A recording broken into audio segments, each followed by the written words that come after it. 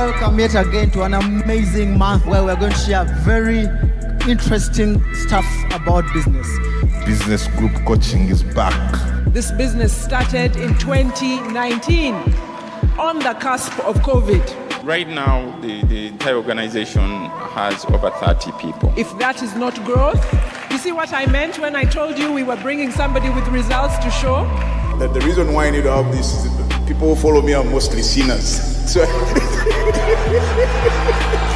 so they need to hear the word of the Lord. So he knew how to calculate cost of goods, he knew how to purchase, he knew how to price, he knew how to repair, he knew even how to collect debt. It's fine. You strongly believe Jesus was a businessman? Yes. Anyone who sets up a business to work in it, you created a job for yourself, that business will fail. When the leader sits small, the business is definitely going to stay small, and so is everyone in it, trapped in the smallness. Exactly. You who think the business people are not in kingdom business. Ooh.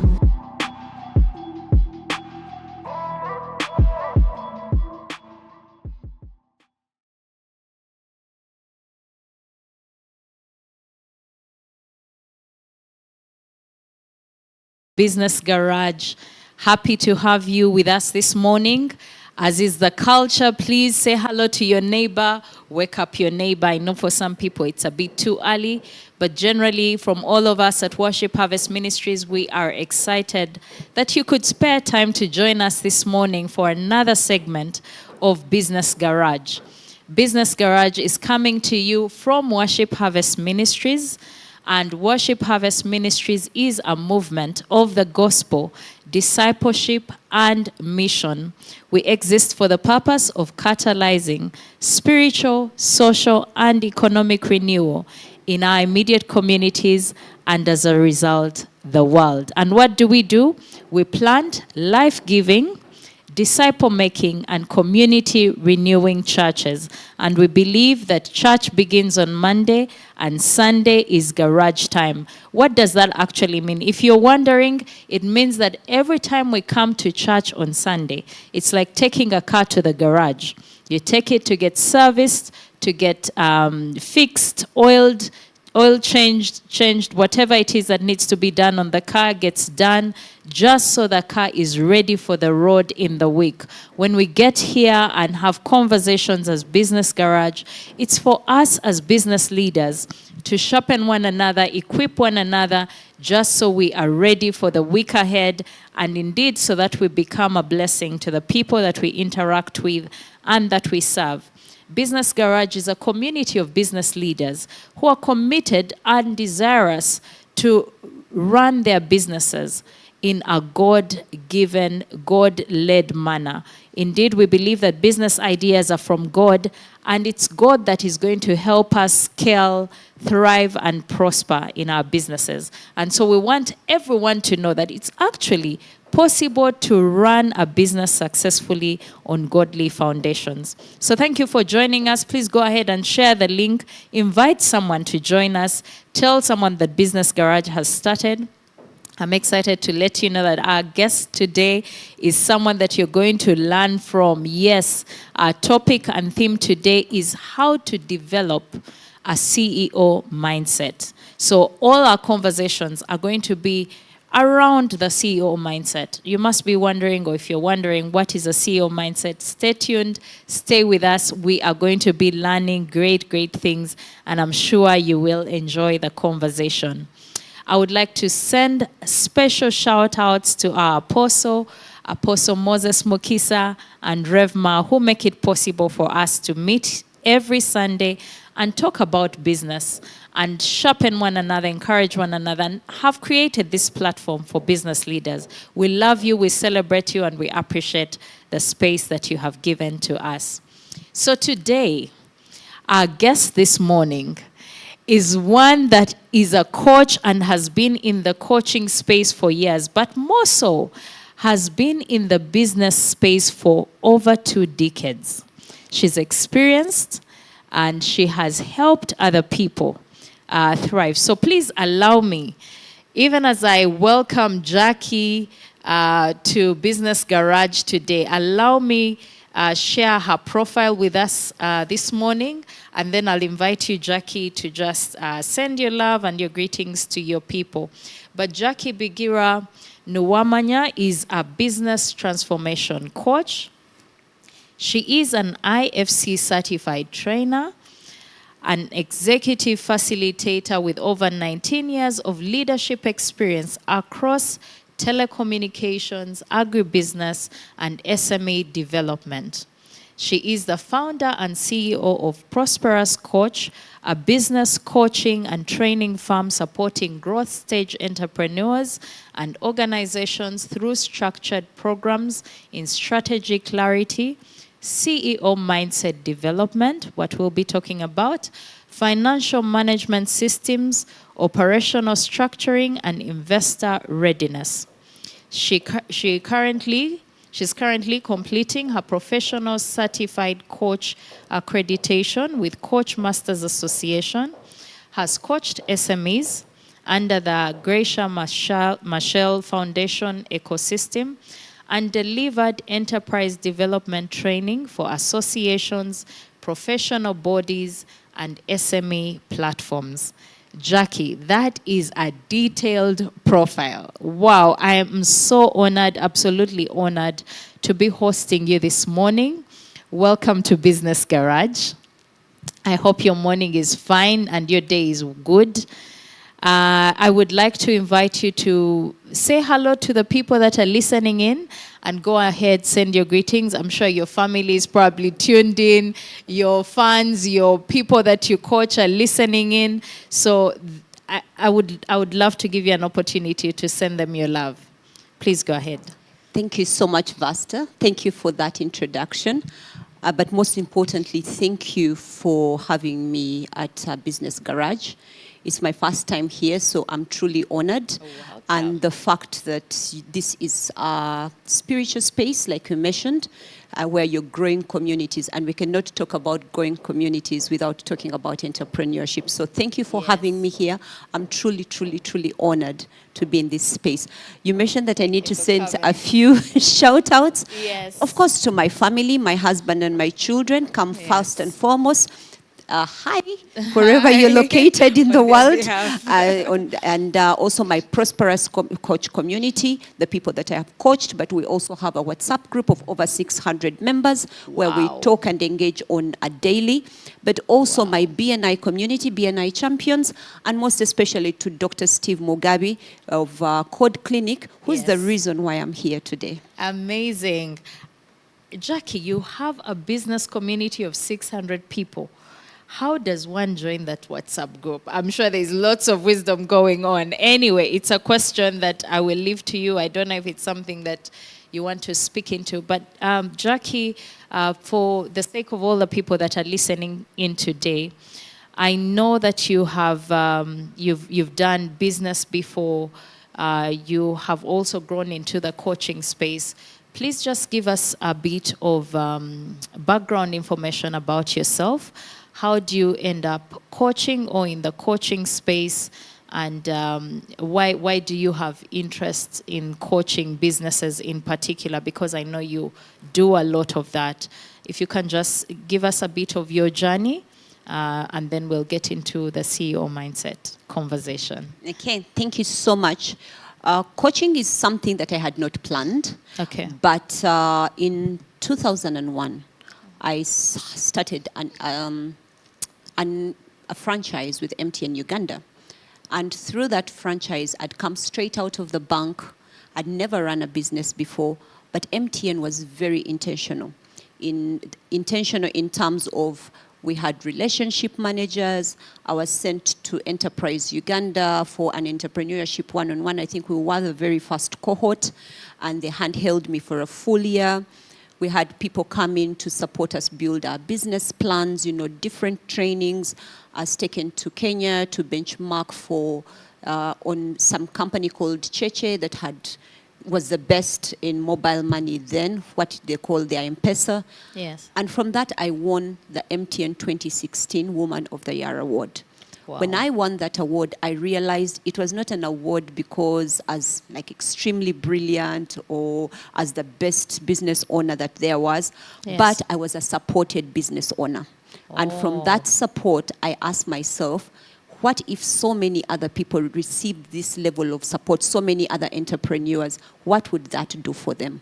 Indeed. And that was the birth of Prosperous Women, not Prosperous Coach, because I had won the Woman of the Year award and I wanted to support women. Yes. But down the road, I realized men need support equally. And from that, I decided to start on a coaching journey because I'm one of those people that do not do things without being educated or trained in them. So after that realization that the level of support I received, so many people would definitely need that support, I attended the Honor Management Program at Strathmore and Lagos Business School, and I became an IFC certified trainer. I've done training practice with Bank of Uganda, and currently I'm on a journey to be an ICF certified coach, and that was the birth of my coaching journey, and here I am right now. Wow. I mean, reading your profile and just hearing your story, you have a lot of passion for businesses and business leaders, and just seeing people transition and transform over the years. One of the topics or the themes that you particularly talk about or train on is the CEO mindset development. Can you just tell us a little more about it? What is it about the CEO mindset, and what is there to pay attention to? Okay. Thank you. What is there about the CEO mindset? Yeah. When we are starting out in business, especially in Africa, most of us start business not structured. We That's have true. a passion, or we realize an area of Yes. concern, or we see a gap, or there's a problem that we can actually solve. Or we And- need money. Or we need money. Or we just need a buffer for our 8 to 5, so we have a Yes. side hustle. Yes. So it doesn't matter where you started, but most of us start without structure. We just start. Yes. And that starting also creates what we all call the hustler mentality and mindset. So we're Yes. all hustlers. And if you realize what a hustler does, a hustler is just looking at, can this business start? Can it survive? And that is the Yes. mode they wake up in every day, operationally and everything, which is good. Because Okay. if you don't have a hustler mindset, you're not a go-getter, you're not a risk Okay. taker. So that is good. But I've realized, and from my own experience, because I always draw back to myself, as I told you, I've run the franchise for 21 years. And of course, running a franchise with a multinational, they're very structured. They're, you cannot be doing a hustler kind of business. You must be aligned to the big picture of MTN worldwide and MTN Uganda. So based on that, I've realized, and I've come to the realization that you cannot grow when you're still in a hustler mindset. The hustler mindset can start business. It can actually sustain it, but it might not take it to the next level. So that is why I concentrate on the CEO mindset to say, what does the CEO do that is different from the hustler? And I'm going to give a very simple example that I would want us to use and build on as we have this conversation today. Imagine a taxi driver, and I'm assuming we've all taken taxis. Oh, yes. I would believe So so. we're down in the park, Yeah. and before the taxi gets full, everybody, conductor, driver, are all calling for passengers. Yes. But when the passengers get into the taxi and it's full, Yes. everybody takes their place. The conductor takes his place and the driver takes his place. Imagine Yes. if the driver was the conductor. And every time someone needed to stop, he has to come out, Go around open the car. car, ask for money and everything. That means that a trip from Kampala Park to Ntinda, I don't know how long it would take. It would take so long. It Yes. would be so chaotic because you have to say, don't get out, tofuluma. You have to pay me. Then the person has gone out before they are Yes. paid. Yeah, that would be so now chaotic. that is why I concentrate on the CEO, because the CEO in this case is the driver. So the CEO is the driver of their company. And that means that he needs a different mandate. He needs a different level of thinking. He needs a different level of showing up. He needs a different level of networking for him to be able to now move this business from the hustle stage to now a growth stage. Yes. Wow. There's the analogy that you gave gives me the understanding that when you start out as a hustler or a founder, you may actually do everything that the conductor is doing, because with that taxi in the park, the driver is also calling out people, come into the car, you're selling the idea, finding clients and all that. But then along the way, you must then transition. So if we bring that to the business, because we have a number of business leaders listening in and watching, many of them founders of the businesses, what's the biggest mindset shift that a founder must make to now start thinking as a CEO? Because it's one thing to just have the title. I think it's another thing to actually have the mindset of a CEO. Thank you so much. And I think for me, the mindset of the CEO is first of all to understand your mandate. Yes. What is the mandate of a CEO in the business? The mandate of the CEO is strategy, is leadership, is visionary, is for you to be able to be the driver of this business on a day-to-day basis. Okay. So for you to be able to do that, then you have to take yourself out of the operational mindset and show up different. And of course, it's easier said in words. Have a CEO mindset, change your mindset, and do this. So with me, we do it practically. So what we do for the CEO is we actually encourage the CEO to have a CEO hour every single day. CEO hour. A CEO hour. And what do you do in this CEO hour? In this CEO hour, you're looking at your numbers. In this CEO hour, you're looking at your visibility. In this CEO hour, you're looking at your strategy, and you're asking yourself, where do we want to go? Okay. Which people do we need? Yeah. Which networks do we need to talk to? Yeah. What are our numbers looking like? And of course, majority of our leaders are single entities, like they are solo proprietors. Yes, that's true. So someone would ask, as a solo proprietor, how then maybe this is something for all those big enterprises with CEOs that are established, and everything. they've been around years. They've been around. Yeah. But one of the things that I've also taught and that I teach in the class that I teach is that if you are CEO, you put away an hour a day. Okay.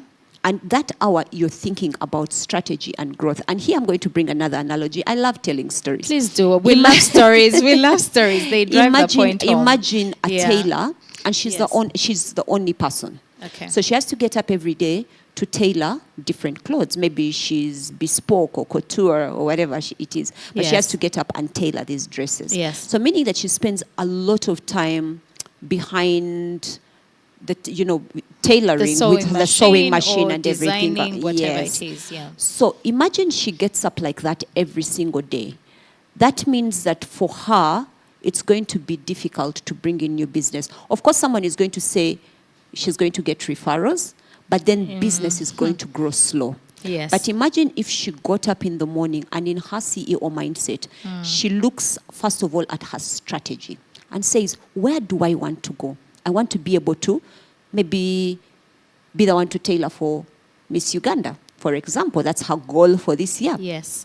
Yes. What does that take? That means that she has to have conversation with Miss Uganda. That means that she has to put together a lookbook for the things that she can do for them. That means that she needs to develop a concept. Yes. That means that and this is she even needs before. to be in certain spaces. Yes, she needs to be in certain spaces because someone is going to have to walk her to the Miss Uganda team. How is she going to do all this when all the time she's behind the sewing machine, but yet she doesn't yet have capacity to employ different people. Yeah. So what she does then is put aside an hour or two every day, and in that hour, she is doing that work that is strategic. So that hour, you're seated in the CEO role. Yes. Thinking as a CEO. Yes.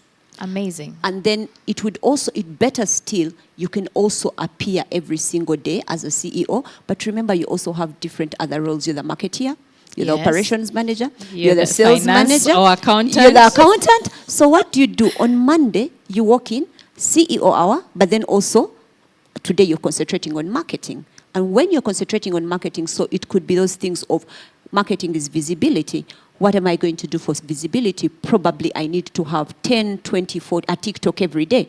So that's the time you sit and create those. Maybe you're showing us behind the scenes. Maybe you're showing us what. So that eases your work, but also you sit in, remember now you an hour of a CEO, but also as an hour of these people. And then you have KPIs for them, or you have job descriptions for them. And then later when you're able to afford them, it's easy to incorporate them because you've been running that role. Amazing, amazing, amazing. Jackie, many of the people are probably thinking that's an ideal. And sometimes you run what you're running so well as a founder that you struggle to know when to bring someone else on, or you struggle to know when you have gaps, or when you need intervention. At what point does a CEO become the greatest bottleneck for their business? Because I believe now that then becomes the point for the founder to realize, okay, I need additional people.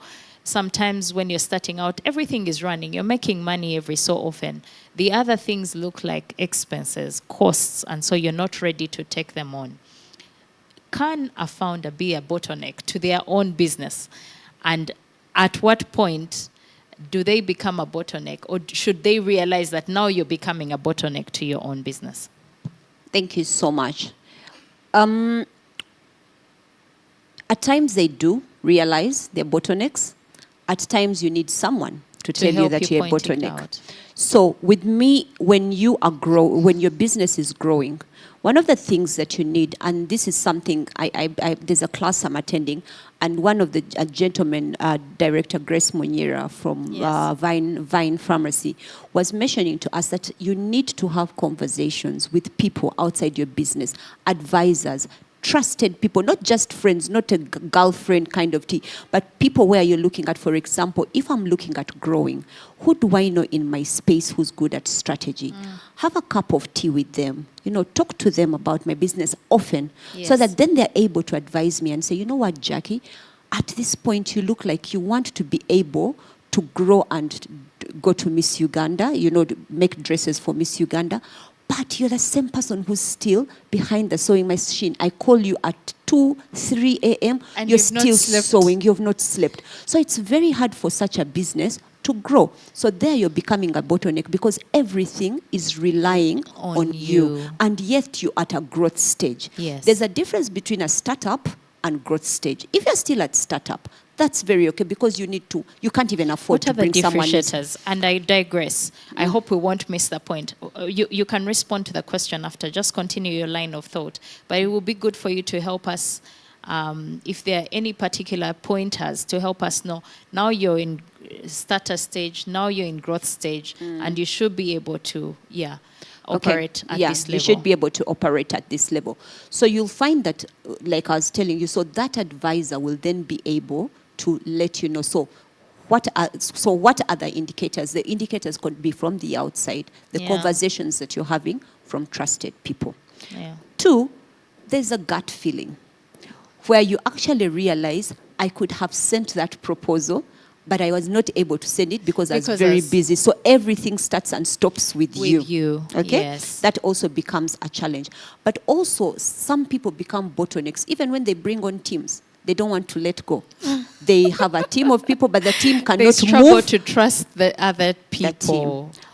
Or at times they don't even struggle to trust. At times it's even they've not put the processes and systems. So even these people don't know where to pick from. So you need to brief them on a daily. So there's no system that when they come in, this is what they do, this is what they do. And then probably every Monday or Wednesday you're checking in or stuff like that. So they come in and sit and wait for you to tell them today, do this and this. So systems and processes. So that's where now the CEO becomes a bottleneck. So what would I call startup stage?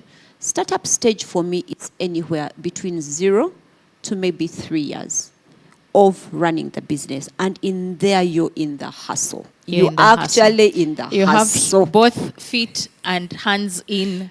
Everything, fully. sleepless nights and all Yes, that. But yes. growth stage, then you start realizing, I can't do this alone. I need a team.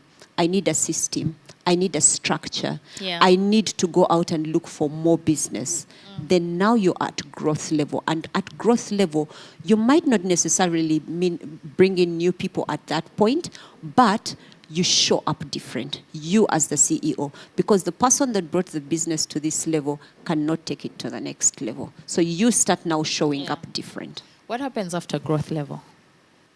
What happens after growth level, it depends. So many people have different things, but I think one of the things, and I must speak into this, I didn't believe in this, but I am born again. I like that. I like that. You're in safe space. Absolutely safe space. I'm born again in that sector because I now start realizing that after growth stage, then you now need to start bringing governance into the conversation. Proper governance. It might not be a fully fledged board, but governance in terms of the conversations, like I was talking to you about the advisory board. Yes. You know, if I'm looking at growing, I need to start having conversations with people that understand strategy. That you know, we can speak about strategy here, but as a business owner, can I actually draw my own strategy? Probably not. At that level, you start realizing I need people to coach me because the spaces I'm going into are different. I am looking at, you know, Miss Uganda, or I'm looking at being a supplier for Bank of Uganda, or what. Definitely, I am showing up differently. So governance at that time becomes important because, first of all, probably you're bringing in other managers. You need a structure to manage them. Probably you're bringing in equity, you know, maybe an equity investor, you're bringing in an investor. You need to know how you're going to manage other players because now you're no longer just the only CEO. You're getting money from different people. Or it could even just be money from a bank. You know, it's credit that you're bringing in. But you need to be able to have systems and processes. So at that time of growth, you're now putting building blocks of systems, of structure, of governance, of probably different people, of departments, depending on how big your business is growing. And still, as I mentioned to you, even if you're a sole proprietor, you can actually start putting those with your name. Manager operations, manager marketing, Jacqueline Nuwamanya. But what are you trying to do? You're trying to build the structure and set it in your mind that these are different roles, each with a defined, And so when you bring them in, it's easy for them to sit in. It's easy for them to incorporate that. But even you remember when we were showing up differently, the different days, it's easy to know what are my deliverables for this particular day and for this particular role. Wow, Jackie, I am learning so much, and I'm really glad that we actually got to talk about the next level, which was governance. On Business Garage, we hosted Janet, who gave us a really good conversation about, you know, just getting our businesses to actually have boards, whether it's advisory and all that. She was talking about journey to the boardroom and how CEOs can then transition into, you know, sitting on boards and the value of boards. And so I just like that there was a bit of linkage in our conversation. I have a question for you, Jackie. Allow me to read the question. When should a founder transition from CEO to handing over leadership of the organization? How does the founder know that it's time? That I've been the central driver for a while, and now I need to build a leadership team, hand over to a CEO. I need to put certain things in place. I feel like that's a very important detail for many of the people who start organizations, because there's a bit of emotional attachment as well to the organization. So if you could just speak into that. Okay, thank you for that. I think for me, it is not necessarily moving away from being the CEO and handing over to someone. One thing I must be very honest with you, founders, we are very emotional when it comes to our businesses. This is my baby. I started it and all that. So for me, it's not more about stepping away, but it is more about changing roles. Changing roles. Realizing that you are the driver, so you need to start stepping out of operations. And a driver is more to give leadership, is to more to give strategy. And that now should be the realization, because for a CEO, if you for an entrepreneur, if you start mentioning moving away, they'll tell you, like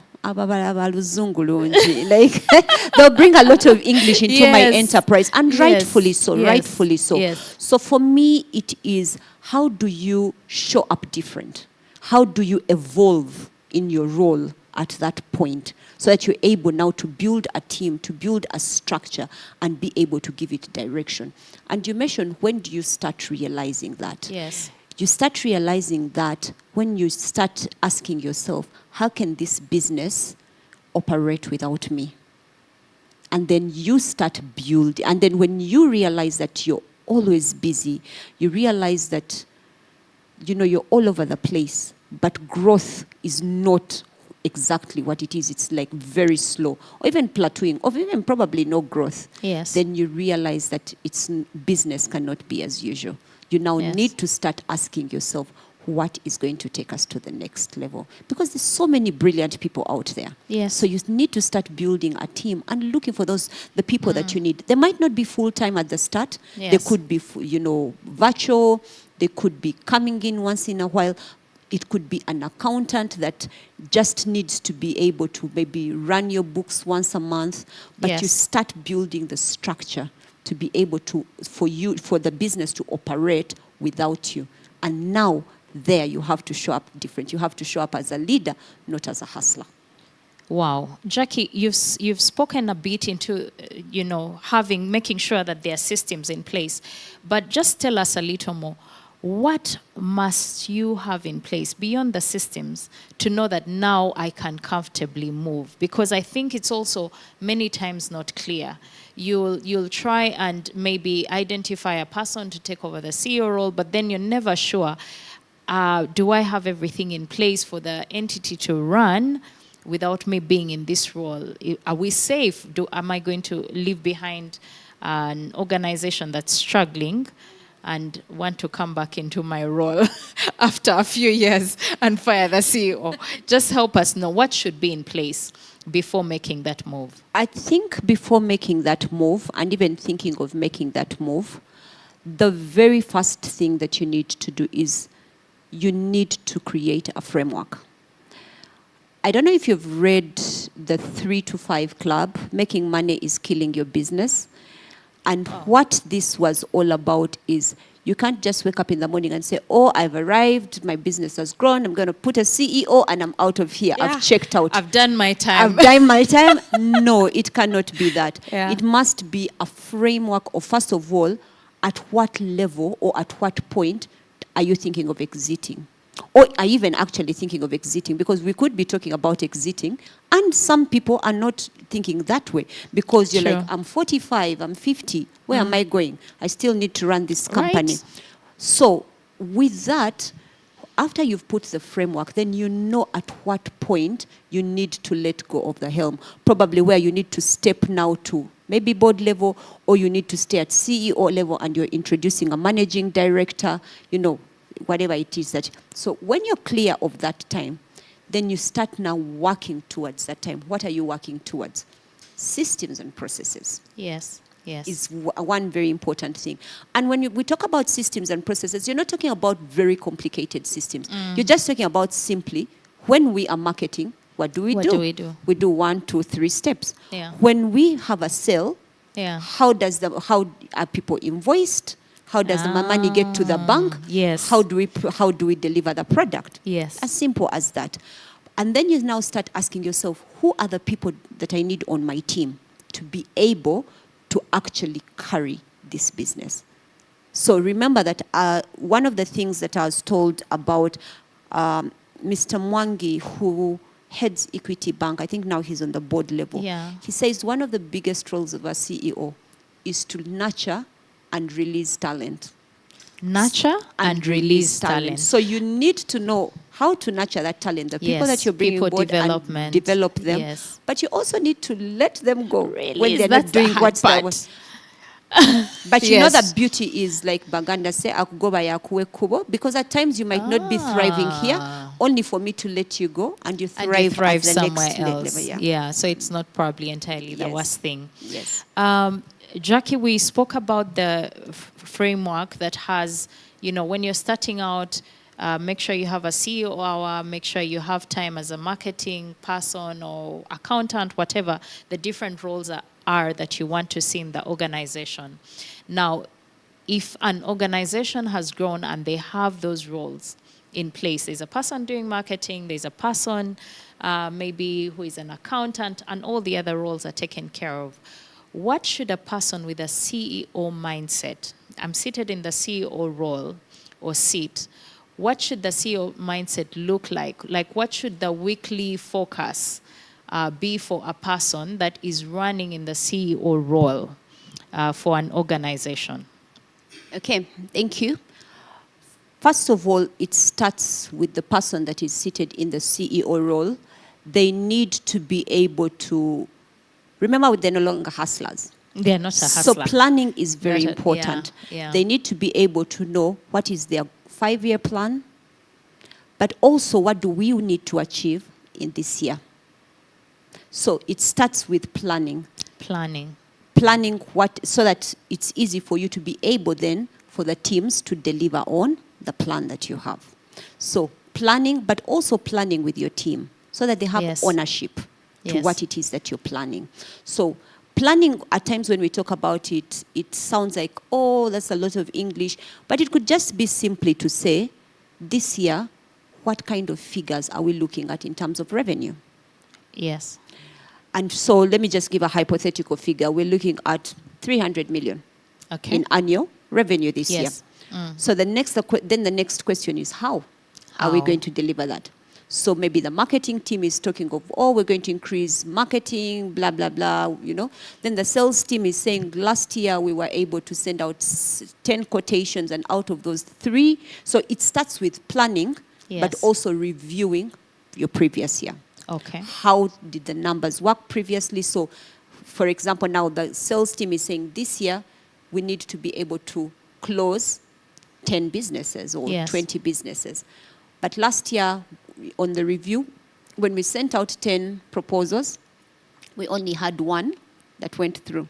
So the trend is that if we want 10 companies, then probably we have to 10x and have 100 proposals out. So that their mandate has already been set, that for them, they're working on that 100, and which are those 100 companies. So now their work is to come up with 100 companies they're going Yes. to hit, write the proposals, look for the people who are they're going to talk to and have that conversation. So after planning, the next is then, I love that CEOs should be able to have their planning into 90-day cycles. 90-day cycles. Because the whole year is very long. We get a burnout. We Yes. lose track. So 90 days is good. It's chewable. Yeah. Imagine an apple. Yes. And you have to eat this whole apple. Yes. So look at 1 year like you're stuffing the apple in your mouth. And look at 90 days, you're having little bites. Yes. Yeah. So those 90 days, then you're able to ask your team. So you're looking at the strategy, where are we heading and how do we get there? You're looking at your people, what are these people doing? You're looking at your numbers, what are they looking like? So every 90 days you're reviewing those numbers. You're looking at the people, you're looking at the strategy, you're looking at this big goal that you broke down and saying, where are we at, as far as this? And of course, your performance, because Yes. business is for making money. So you review the Absolutely. performance, and you're reviewing performance team by team. But something after the quarterly, then you break it down to monthly, Yes. and then every week as a CEO, have those touch points that which you say, I need to review this, I need to work on this every week. And then now those inform your CEO hour daily, because I've had people who have said, oh, Jackie, I've started the CEO, but when I sit in the CEO hour, I don't know what to do. It has to start from the strategy of the So whole you year. keep breaking it down to just accommodate a little bit in Yes. the month, in the quarter, in the month, in the week, in the hour. Yes. Perfect. chew just a little. Yes. But something else that I've also found in the CEO hour that is very important, networking. Networking. Because everybody is just a person away from what you know, for who you're looking for. Or maybe Yes. 5 people away, or, you know. But most of us as business owners, we get lost in the hustle. Yes. As a CEO, you need to be able to take yourself out of that hustle and go and talk to fellow business people and go and network. It's intentional networking. Because one day you're looking for someone and the people that you spend that time with actually are going to handhold you. Yes. And to give a very simple story, I belong to Business Network International, Okay. BNI. And in one of the one-to-ones Yes. and conversations, I mentioned that I need to sit on platforms to be able to tell people about what I do and understand what I do.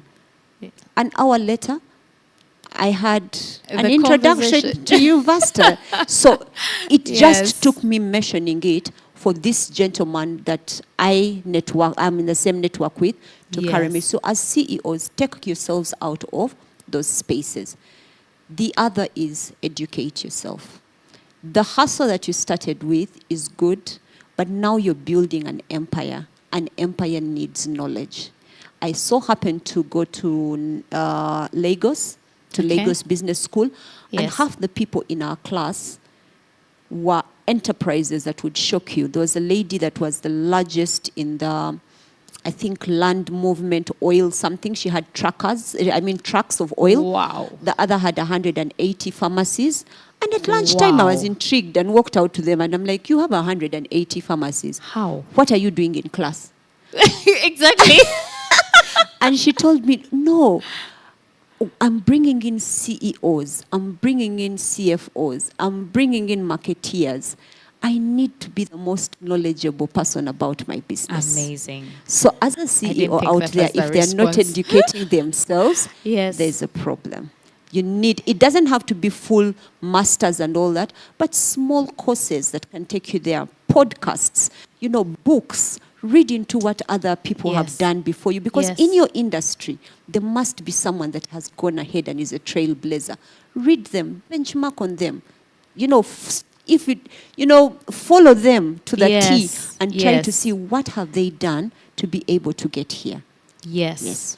And what I'm hearing is that as a founder, as a person, an entrepreneur that has started this business, stay hungry. Stay hungry for growth, stay hungry for improvement, because there's always more. Jackie, we are quickly running out of time. I wish we had more time. Before we close, I just want you to just share with the people, if they wanted to do a coaching session with you, if they wanted to engage further, how do they reach out? And then give us a parting shot. Okay, thank you, Vasta, for that.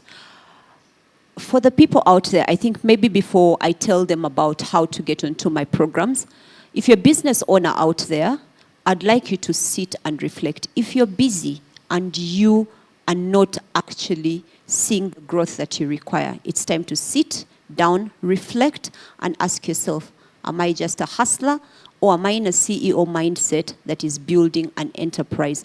And that is where the work starts for you to be able to now take that journey. It's not, of course, a journey of one day. It's not a journey of 2 days. It's not a microwave journey. It's a journey that you intentionally show up on a daily as the CEO of your company. And how do you find us? We have individual trainings and coachings where I handhold you as an individual. But we also have the business rejuvenation program, and this we support. It's cohort-based, so we have cohorts every quarter. We've just actually completed one of our cohorts, and we're going to have another cohort coming up. But also we run these cohorts within association, especially professional bodies. So professional bodies that are out there, lawyers, doctors, engineers, these are gentlemen and women that are very good at their craft, but there's a disconnect when it comes to business. So we run these cohorts within those organizations and those associations, but we also have a very quick health check where we're just saying, okay, probably I'm not yet at the level of I don't need training or coaching, but we just have a health check, just to do a diagnosis to say, how's the pressure? Do you have a heart problem? Just imagine when you go to the triage, that's what we do for the health check. So you can find us, Prosperous Coach, on all the social media handles, but you could also follow me as Jacqueline Bijira Nuwamanya, most especially on LinkedIn, because that's the space I play most. Amazing. Jackie, it's been absolutely nice having you with us today. Thank you for the time that you have given to us. Thank you for the wisdom, the knowledge, the conversations, the stories. Stories have a way of leaving a mark. You just don't forget them. It's been absolutely nice hosting you, and we'll definitely be in touch. I'm sure many people will reach out in one way or another. And please do send our love to your 600 people, community, and more, and the different spaces where you get to interact and have conversations. And if you are with us, joining us, and you've had certain struggles, you've been disappointed, or maybe even your business is thriving, but you're thinking there is more, God has given you a nudge, you know that there is more, I would like to invite you into a relationship with God if you have not made that decision to give your life to Christ. Because guess what? The best business partner you can have is Jesus in your business. And so if you'd like to make the decision to give your life to Christ, please join me in saying this prayer. And after you've said this prayer, the Bible says you are born again. As long as you believe in your heart and you confess with your mouth, you are born again. So please go ahead and say this prayer with me. Lord Jesus, I thank you for dying on the cross for my sin. I thank you that you were raised that I may receive life. I believe in my heart and I confess with my mouth that you are the Son of God. I surrender my life to you, Lord. And I confess today that I am born again. Lord, I pray that you'll take my life and do something significant with it. I pray that my life shall be a clear reflection of your presence in my life. Thank you, Jesus, for saving me. In Jesus' mighty name we've prayed. If you have said that prayer with me, thank you for joining the family of God. You are born again, and we're very excited that you have crossed over from death to life, because once you say that prayer, you become a child of God, and indeed you're being embraced by saints, by angels. Right now, even where you are, there's a celebration in heaven because of the confession that you have just made. Please let us know so that we can join the party and celebrate with you by just sending us a message. Send a message to 0760993331. If you just made that prayer with us, please do send us a message and let us know that you said the salvation prayer, and we will be happy to celebrate you, and someone on the other side of the line will help you make meaning of what this journey is all about. Thank you very much. And to all of us, please join us for Garage today at any of our locations. We have over 220 locations in different spaces. Please reach out and let us have fellowship together. Let's celebrate the goodness of God, and let's get equipped for the week ahead together. Thank you, and God bless you. Bye-bye.